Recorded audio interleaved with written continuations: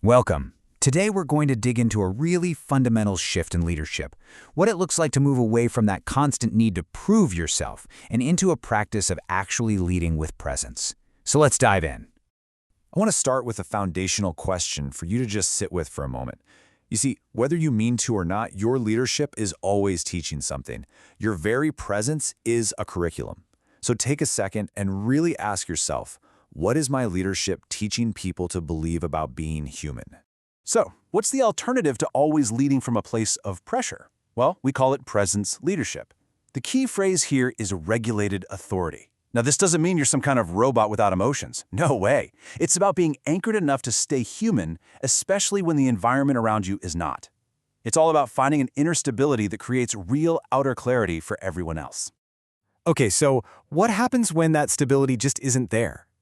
Cultures don't become unsafe just because conflict exists. That's normal. They become unsafe because that conflict gets mishandled. And over time, it starts to rot the very foundation of trust.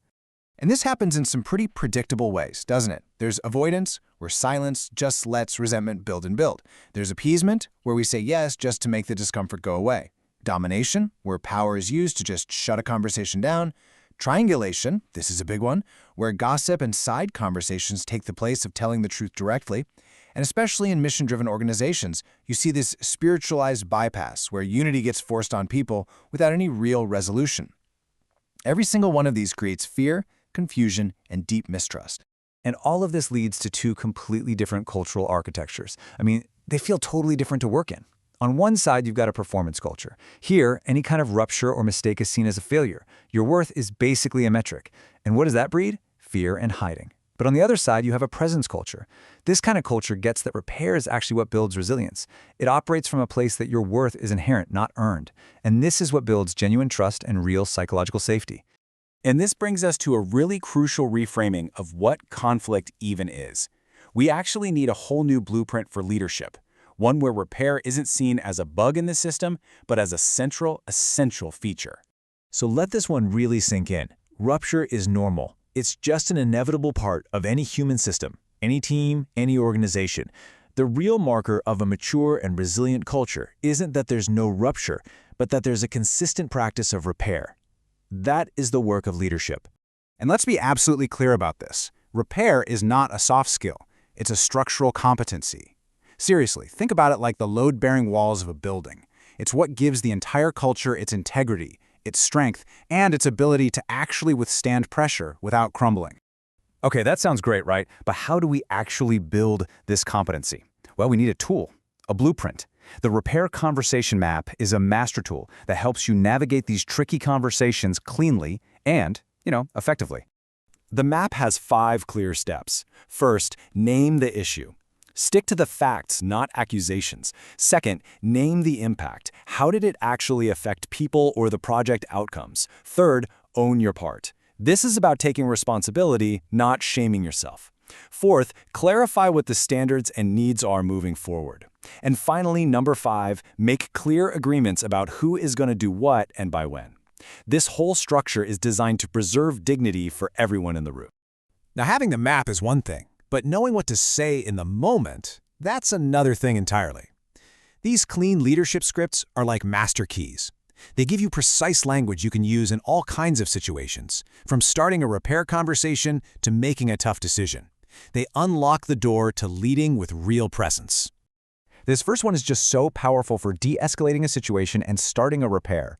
My intent was X, but I see the impact was Y. I own that.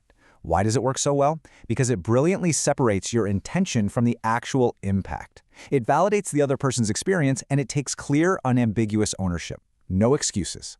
And here's another one. This is a perfect example of what we call humility with backbone. You say, I was leading from pressure, and I let that leak onto you. I apologize. It names your internal state, that pressure, and you take full responsibility for how it affected someone else. It is such a fast and effective way to rebuild psychological safety. This script is really a personal commitment that you state out loud. I will lead with clarity and dignity, even if this conversation is uncomfortable. It sets the standard for the entire interaction. It signals that you believe care and truth can coexist. It's about honoring everyone's dignity, especially in those difficult moments. Finally, let's look at a script for breaking through that analysis paralysis that we all get stuck in. We can act with integrity right now without having perfect certainty. This is so empowering for a team. It's part of a whole toolkit for taking action, right alongside phrases like, here's the decision and here's exactly why, or let's choose the next true step and adjust as we go. They all reframe action not as some reckless guess, but as a deliberate step taken with integrity. So, we have the framework, we have the map, and we have the keys. The final step here, it isn't about achieving perfection. Not at all. It's really about opening the door to the quiet, consistent, and sometimes messy work of practice. Remember, the strongest, most resilient cultures aren't defined by a lack of mistakes. They're defined by the integrity and the speed of their repair. Repair isn't some detour you take when things go wrong. Repair is the work of leadership. It's the whole thing. So, we're not going to end with some big, grand statement. It's much quieter than that. It's an invitation. You don't need to plan some massive overhaul. Just ask yourself, what is the next true step you can take? What's one small, sovereign action you can choose to begin this practice today? Thank you so much for joining me.